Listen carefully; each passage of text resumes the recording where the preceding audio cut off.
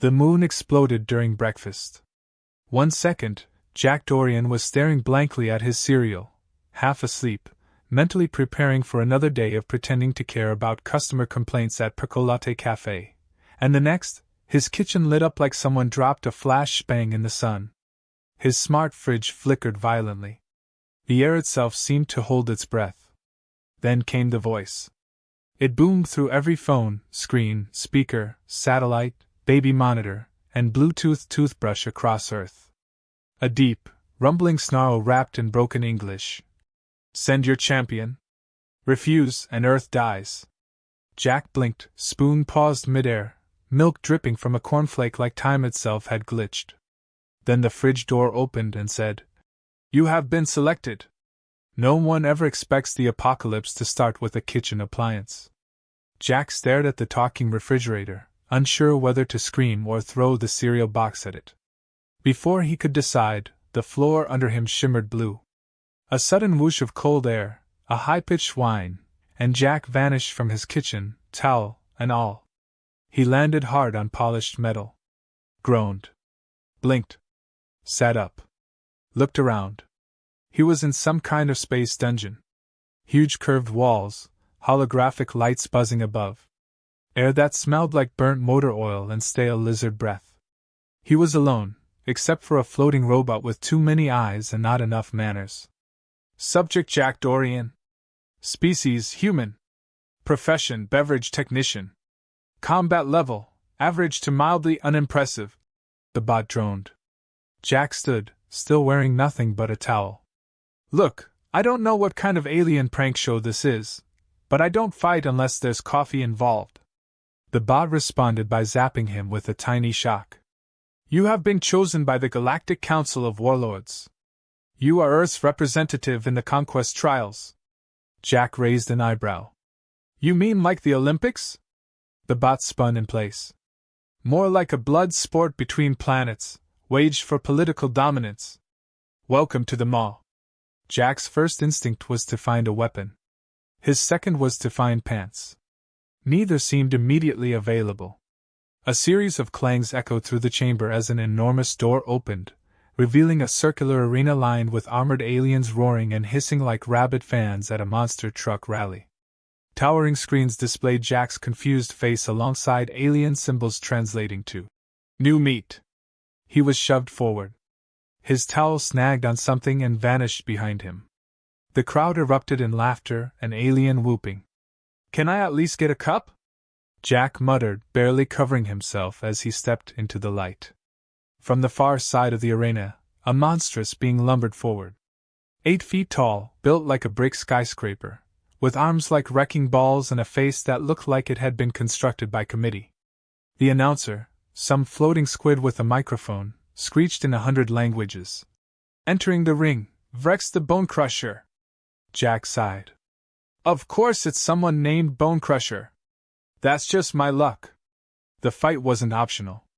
The air around the arena shimmered with containment fields. He couldn't run. He couldn't hide. He didn't have weapons. Hell, he didn't even have shoes. But Jack had one thing going for him: 10 years as a pro MMA fighter before a shoulder injury and a blown sponsorship deal put him in a barista apron. Vrex charged. Jack dodged, barely, the ground shaking under the alien's footsteps. A meaty fist swung through the air where Jack's head had been a heartbeat before. Instinct took over. He rolled, ducked, weaved, let the alien's momentum carry him into a post, then jabbed a punch into what he prayed was a nerve cluster. It was not. Vrex growled and laughed. Soft human! You will be decoration! Jack spat blood and grinned. Yeah? Let's see how you like this decoration. He darted forward, feinting left, then dropped low and kicked Vrex's knee from the side.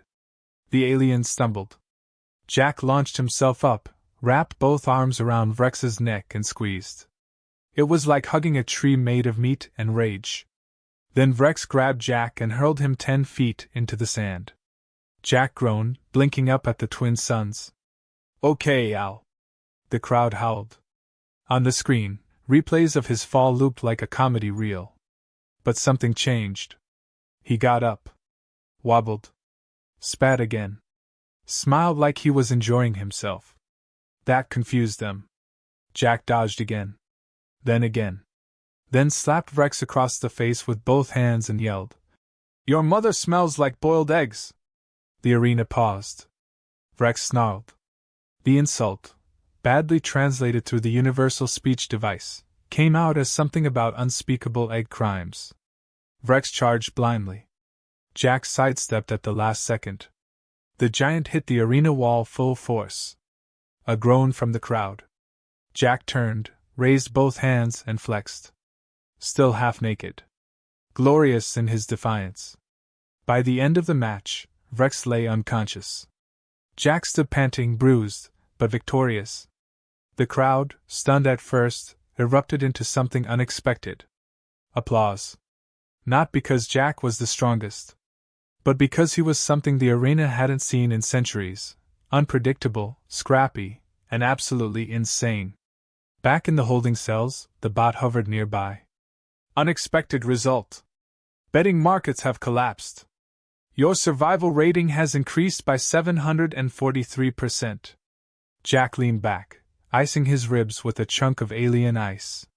Tell Earth I said you're welcome. But Earth wasn't watching. The signal was being blocked. The Warlords had no intention of letting Earth win. And Jack, now nursing 3 cracked ribs and an alien fan club, had no idea he was part of something far bigger than himself. This wasn't just about one fight. It was about whether Earth would exist tomorrow. Jack woke up with something sticky on his face and the distant sound of alien drums pounding like a migraine with rhythm. For a brief, hopeful second, he thought he was back home, face down on his couch after a late-night bender. But then he opened his eyes and saw the arena again, curved walls glowing with pulsating lights, banners of alien houses flickering above, and the unmistakable stench of space sweat and murder in the air. The sticky thing turned out to be a neon-colored slime that was slowly oozing down his cheek and whispering what sounded like jokes in 5 different languages. "Morning, champ," the slime said, forming a vague face with 2 uneven eyes. "You were out for 3 hours. I thought you died. Was already working on a tribute song." Jack wiped it off and sat up, groaning as every muscle in his body filed a formal complaint. "Great. Now I'm hallucinating mucus." "I'm glib," the blob replied, puffing itself into something resembling a squat mushroom. "Entertainment/bioweapons. And you're the reason I made triple in bets last night. Thanks for not dying. Very unpopular down here." Jack staggered to his feet, still in the same vaguely stitched-together pants some alien janitor had tossed at him after his victory over Bone Crusher. Around him, a few other fighters were stretching, growling, or applying unidentifiable ointments to open wounds. He noticed the atmosphere had shifted. Some nodded at him. One even gave him a slow clap. The rest just looked annoyed that he was still breathing. A towering female with pale blue skin and glowing eyes was leaning against the column nearby, sharpening a blade that looked like it had been grown rather than forged. Jack caught her eye. She didn't smile, but she nodded once. He nodded back, trying not to look intimidated. "She's Princess Lyra," Glib whispered, appearing at Jack's side like spilled jelly. "Well, former princess. Exiled. War crimes. Long story. Don't ask unless you enjoyed being gutted with royal efficiency." Jack squinted. "Wait. Royalty is fighting in this dump?" "Everyone fights in the mall," Glib said. "Even warlords sometimes. It's tradition. It's politics. It's spectacle. But mostly, it's about money." A blaring horn echoed through the chamber, followed by the same booming voice from before. "Next round begins. Combatants prepare for Phase 2. Jack was herded along with the others into a narrow hallway lined with holographic projections. Each showed brutal scenes from previous matches, fighters being vaporized, crushed, impaled, or just slowly choked out while the crowd roared. He tried not to focus on the guy whose head had been used as a drum. "What's Phase 2? He asked, glancing at Glib, who had now shape-shifted into a pair of bouncing dice. "It's a team match. 2 on 2. No weapons. Just fists and fury. Fun, right? Jack groaned. I haven't even healed from Phase 1. The hallway opened into a new arena, this one smaller but more chaotic. Instead of a ring, it was a floating platform suspended above a void. Jagged rocks spun below. The crowd sat in levitating pods circling the platform like vultures with season tickets. A force field snapped into place around the perimeter. Across the platform, two massive figures stood ready. One had 6 arms and a rotating jaw. The other looked like a minotaur that had joined a heavy metal band. Jack was shoved forward. Princess Lyra stepped beside him, not even looking at him. You better not get in my way, she said, her voice flat, like someone used to giving orders no one questioned. I was gonna say the same, Jack replied, cracking his knuckles and ignoring the way his bruised ribs screamed. The signal sounded. Their opponents charged. It was like being attacked by 2 demolition machines with anger issues. Lyra moved like a ghost, ducking under a sweeping claw and driving her elbow into a throat. Jack sidestepped the Minotaur's charge, using its momentum to send it stumbling off balance. He followed with a solid punch to the gut, only to nearly break his hand on what felt like armor-plated abs. He danced back, wincing. This guy's got abs of steel. Literal steel. Lyra flipped over the 6-armed opponent, twisting mid-air and landing a spinning heel kick to the back of its skull. It dropped with a wet crunch. Glib cheered from the sideline, having somehow smuggled in a foam finger and a sign that read, Jack attack! The Minotaur roared, charging Jack again. This time Jack rolled forward, came up behind him, and leapt onto his back. He wrapped his arms around the creature's thick neck and squeezed. It bucked and flailed, spinning wildly as Jack held on. Lyra casually walked up and jabbed 2 fingers into a spot behind the Minotaur's ear. The creature stiffened, then collapsed like a dropped puppet. Jack rolled off, gasping. You couldn't have done that 30 seconds ago? You looked like you were enjoying yourself, Lyra replied. The crowd erupted. Pod lights blinked like a fireworks show. A holographic banner flared above them, victors. Next to it, odds and betting stats flickered wildly. Back in the rest chamber, Jack slumped into a seat made of what he hoped was synthetic bone. What now? He asked. No, said Glib. We wait for your next match. And try not to die in the shower. Lots of assassins during rinse cycles. Wait, what? Lyra sat nearby, cleaning a knife. You humiliated a top-tier Warlords champion. That makes you a target. Jack sighed. Of course it does. He closed his eyes, tried to relax. But sleep was impossible. Not with every nerve on fire, and the lingering feeling that he was being watched. Because he was. Up in the private balconies above, a group of shadowed figures stood around the hologram of Jack's face. One of them, wrapped in ceremonial armor and bearing the insignia of the Warlords, spoke in a language too ancient for translators. This human is dangerous. His defiance spreads. We must ensure his next match is his last. Another voice answered, cold and amused. Let him survive. For now. The more they cheer, the harder they'll fall. Back in his chamber, Jack opened one eye. Did anyone else feel that? Like we just stepped into a conspiracy thriller? Glib shook his head. Nah, that's just paranoia. Or gas. Could be both. Jack grunted and stood, stretching. He looked out at the arena glowing beyond the bars, fists clenched. He didn't know how many rounds he could last, but he wasn't going down easy. Not while Earth was still watching. Or at least, he hoped someone was. Jack didn't know what was worse, the fact that he hadn't slept in 36 hours or the fact that every time he tried, someone attempted to strangle him. The latest came disguised as a cleaning drone. It hovered in, beeped politely, sprayed something that smelled like pine and old shrimp, then extended a blade from its nozzle and went straight for his throat. Jack managed to grab a chunk of loose pipe from under his cot and swatted the thing into a sparking mess of metal and fizzing circuits. The bot twitched on the floor, smoking. Glib slid in moments later, carrying what looked like a glowing muffin. Morning assassination attempt again? The blob asked cheerfully. That's number 3. Jack said, still panting. I thought they had honor rules or something. Glib jiggled with a squelchy laugh. Honor? In the maw? That's adorable. No, they're just usually better at hiding it. Jack collapsed onto his cot, still gripping the pipe. I'm going to die brushing my teeth.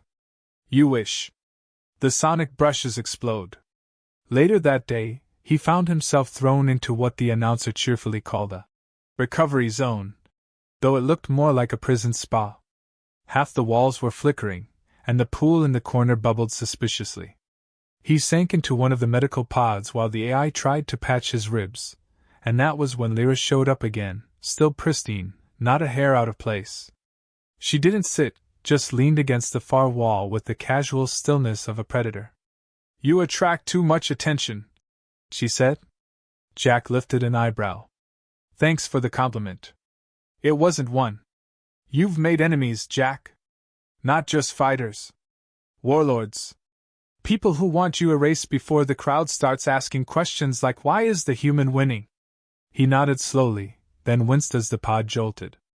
I was hoping it was just my charming personality and rugged Tal debut. I've seen what happens to those who rise too fast, she added. They vanish between rounds. You need allies. Jack blinked at her. Wait, are you saying you want to team up? I'm saying I'm not interested in watching you die because you tried to fistfight a cybernetic bear alone. There was a beat of silence. Then Jack grinned. That's fair. They started training together the next morning. The arena had a secondary chamber where fighters could prepare for their matches, which mostly meant beating each other senseless in unofficial warm-ups. Lyra showed Jack how to target pressure points on non-human anatomy, how to counter a three-armed strike, and how to use gravity shifts to turn defense into offense. She was fast, precise, brutal. Jack learned quickly, he had to. She didn't go easy. They weren't alone. Glib followed them like a sticky coach, cheering, joking, occasionally slapping motivational stickers on Jack's back mid-spar. Others watched, curious. Word had spread. The human was unpredictable. Dangerous. Funny even. And he'd survived.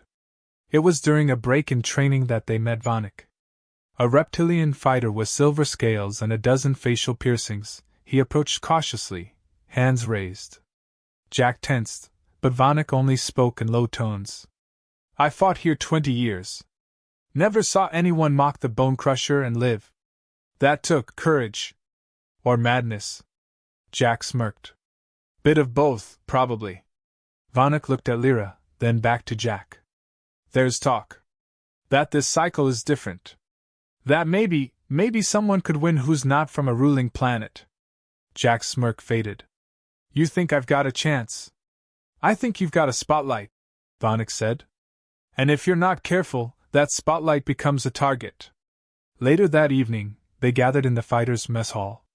The food looked like radioactive casserole and smelled worse, but it was a rare moment of calm. Jack sat with Lyra, Glib, and a few others who had quietly begun orbiting him, fighters from minor worlds, outcasts, people who'd been in the maw too long. Why are you really helping me?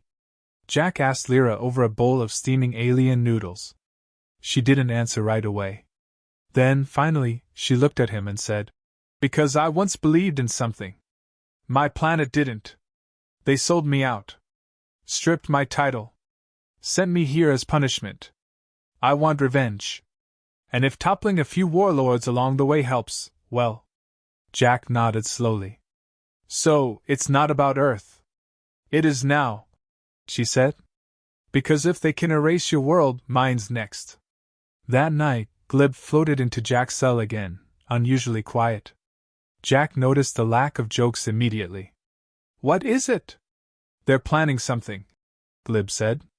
The Warlords. I snuck into a data stream during your training.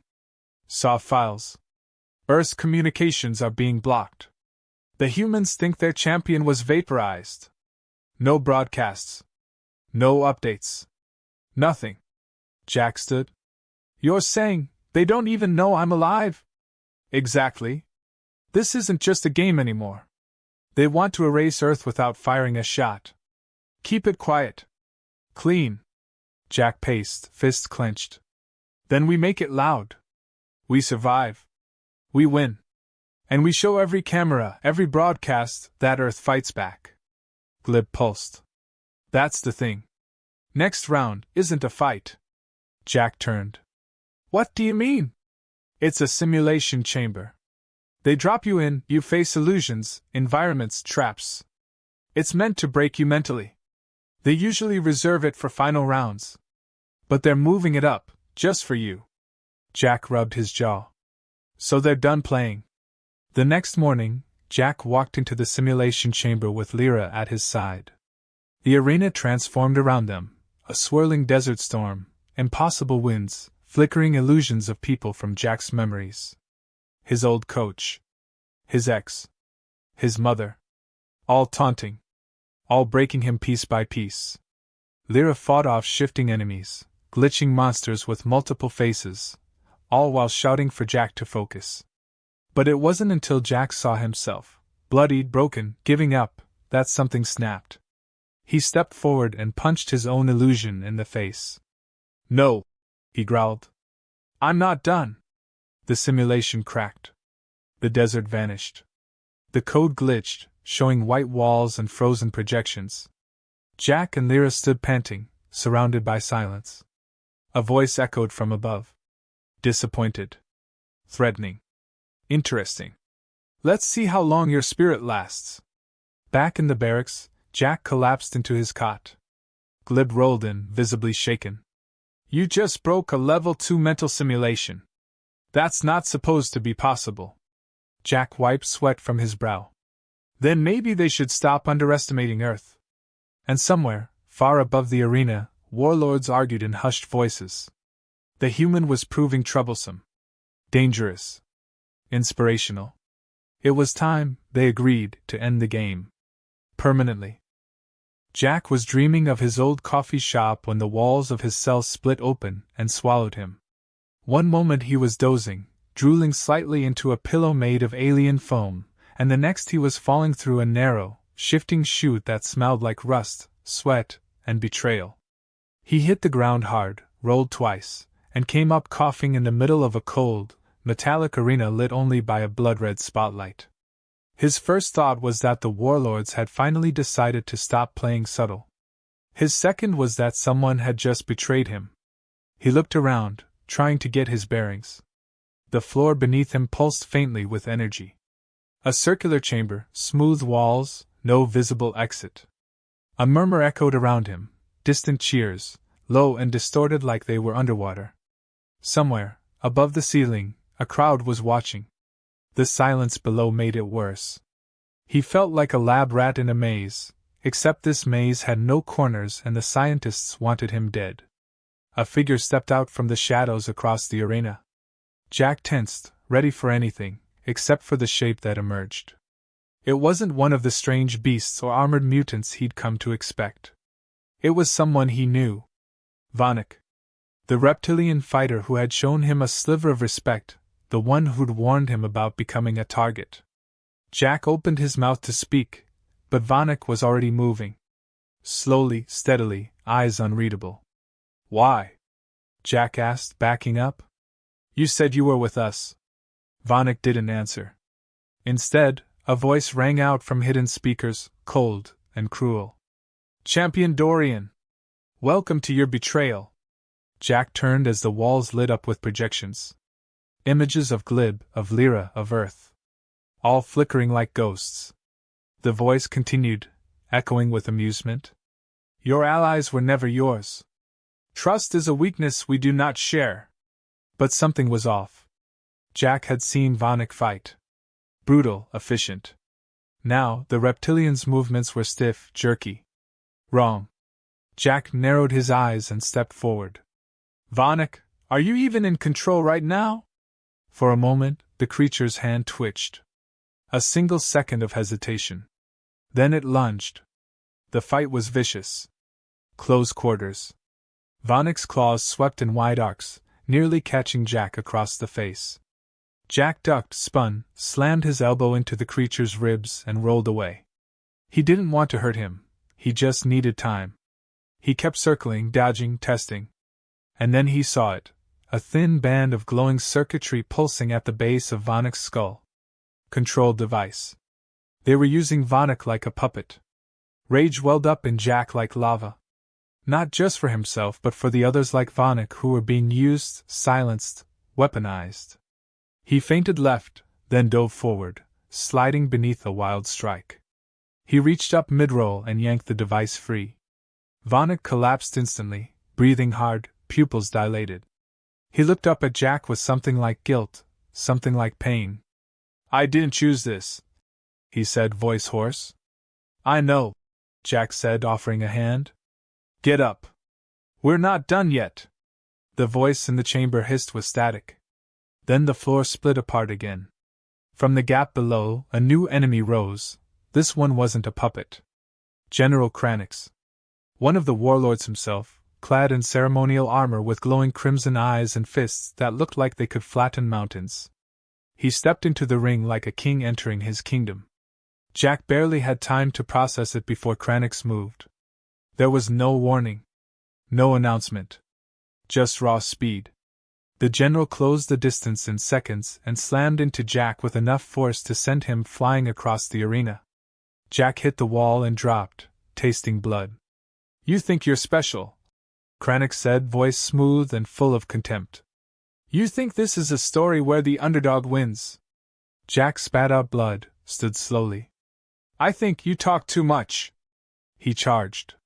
Kranix caught his punch, twisted, and hurled him into the floor. Jack's ribs screamed.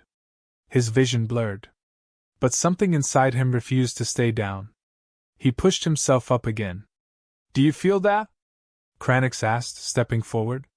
"That emptiness? That certainty that no one is coming to save you?" Jack laughed, a low, broken sound. "I stopped waiting for rescue a long time ago." The fight continued brutal and raw. Jack used everything Lyra had taught him, every trick from his Earth training, every ounce of fury he had left. He couldn't overpower Kranix, but he could outthink him. He used feints, leverage, gravity shifts. He lured the general toward one of the sparking conduits in the wall. At the last second, he ducked, and Kranix's strike hit the power node. A burst of energy exploded, momentarily blinding them both. Jack used the chaos to drive his knee into Kranix's chest, then dropped into a roll, coming up behind him. He wrapped his arms around the general's neck and locked in a chokehold. Kranix thrashed, but Jack held on, teeth clenched, every muscle screaming. He didn't need to win. He just needed to show them he wouldn't break. Kranix slammed him backwards into the wall. Jack's grip loosened. The general elbowed him once, twice. Jack's vision dimmed. But then, he remembered Earth. The silence. The lies. The people counting on him without even knowing he was alive. He drove his fist into the same spot again. Kranix staggered. Jack moved like lightning, one final strike to the exposed circuitry under the armor's seam. Kranix froze. Sparks burst from his chest. The general collapsed. Silence fell over the chamber. Then the voice returned, flat and hollow. "Unexpected outcome. Terminating simulation." The arena began to dissolve, turning to white light. Back in the barracks, Jack awoke on a cot surrounded by blaring alarms. Fighters were yelling. Lyra was at his side, face grim. "They tried to kill you," she said. "Off the record. No announcement. No audience. Just execution. They failed." Jack croaked, throat raw. "We're out of time," Lyra said. "The next match, it's not in the mall. It's outside. Public. For the whole galaxy to see. They want to end this before you become more than a fighter. Before you become a symbol." Glib slid in, carrying a stolen data pad. "I hacked the match list. You're the final act. Main event. The champion of Earth versus the conqueror of 9 systems. You're going up against Warlord Zal himself." Jack sat up slowly, wincing. "Then it's time to stop surviving." He looked around the room. Fighters gathered, some allies, some skeptics, all watching. "It's time to start fighting back." The roar of the crowd hit Jack like a wave the moment he stepped into the grand arena. It wasn't just sound, it was pressure, energy, billions of voices from hundreds of species echoing through space and across galaxies, all watching a single human walk into a fight he was never meant to survive. Above him, massive holoscreens displayed his face, flickering through highlights of every impossible victory, every smirk, every blow he had delivered when logic said he should have been dead. Now, the galaxy knew his name, and that terrified the people who ran it. The arena was different this time. No shifting traps or illusions. Just pure, clean stone under an open alien sky. Around its perimeter sat the warlords in their thrones, monstrous and regal, faces carved from cruelty and centuries of power. At the center stood Warlord Zal, taller than any creature Jack had fought, body wrapped in ceremonial armor pulsing with crimson veins of light, his hands bare, because he didn't need weapons. His body was a weapon. Every world he'd conquered, every civilization he'd crushed, was written into the jagged scars across his chest and shoulders. He didn't pace or flex or speak. He stood still, like a mountain daring someone to move it. Jack rolled his neck, cracked his knuckles, and breathed in. No armor. No blades. Just his fists, his heartbeat, and the million reasons he couldn't afford to lose. A booming voice announced the match in 50 languages, followed by a thunderous silence. The kind of silence that held its breath. Then Zal moved. It was like being charged by a tank made of muscle and myth. Jack sidestepped, barely dodging a blow that cratered the ground. He countered with a punch to the ribs, felt the impact vibrate up his arm like he'd struck a wall. Zal didn't even flinch. He turned and backhanded Jack across the arena. Jack rolled, spit blood, and laughed bitterly as he stood. "You're fast," Jack said. "For a walking monument." Zal tilted his head. "You're brave. For a dying man." They collided again. Zal struck like a machine, precise, unstoppable. Jack gave ground, ducked under a kick, slipped behind and landed 3 quick blows to the kidneys. Zal spun, elbowed him in the temple, sent him stumbling. But Jack didn't fall. He wouldn't. Not here. The crowd was loud now, torn. Some cheering for Zal. But others for Jack. It was faint at first, scattered voices, small and doubtful. Then louder. The chant, "Jack! Jack! Jack!" A human name echoing in alien throats. Something impossible was happening. Zal noticed. "You think this ends with a cheer?" he growled. "You are nothing but a symbol. Symbols are easily broken." He lunged again, faster this time. Jack didn't dodge. He stepped into it, letting the blow graze him as he closed the distance, and slammed his head into Zal's nose. The warlord reeled. The crowd gasped. Blood, black and thick, dripped from Zal's face. Jack grinned through swollen lips. "Yeah? Try breaking this." Zal's fury exploded. He attacked like a storm, fists flying, boots stomping, every blow carrying centuries of conquest. Jack bent, twisted, took hits, gave them back. His ribs cracked. His shoulder dislocated. But his eyes stayed locked on Zal. Focused. Relentless. Then Zal lifted him by the throat, held him high for all to see. "This," Zal shouted, "is your champion?" The crowd hushed again. Screens zoomed in. Jack's face bloodied, body broken, hanging in the air. He looked down, found the nearest camera. And he smiled. "Yeah," he croaked. "This is Earth. We get back up." He slammed both elbows into Zal's arm, once, twice, until the grip loosened. He dropped, landed on one knee, spun and drove a punch into the soft joint behind Zal's knee. The warlord stumbled. Jack leapt up and tackled him with everything he had left. They hit the ground hard, grappling, fists flying. The crowd was roaring now. Chanting louder. Not just Jack. They chanted freedom. Defiance. Earth. Lyra was watching from a balcony. Her fingers danced over a stolen transmitter, sending the signal earthward, overriding the warlord's blackout. Screens on Earth lit up. Homes. Phones. Billboards. Every sleeping city woke up to see Jack Dorian, battered and bleeding, fighting a galactic god with his bare hands. And then Glib's voice burst through the speakers. To all species who ever thought they didn't stand a chance. Look! Look what your masters fear! Zal got to his feet, trembling with fury. He grabbed Jack, slammed him down, raised his fist for the final blow.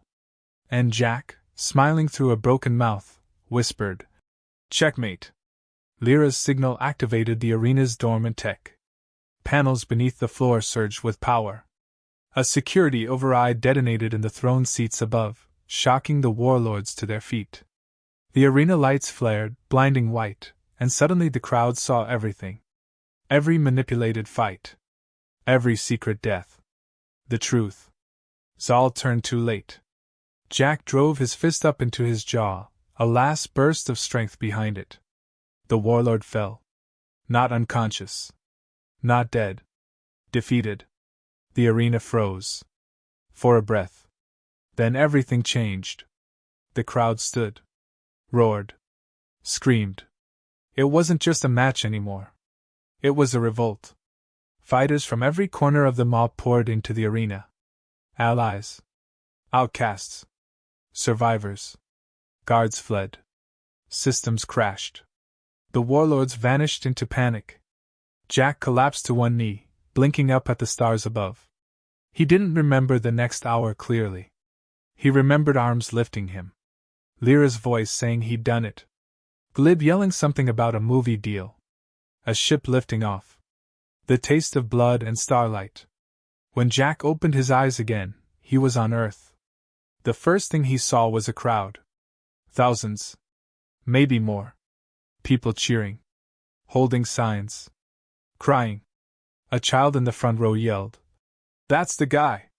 That's the guy who punched the alien king!" Jack tried to speak, but his throat was still healing.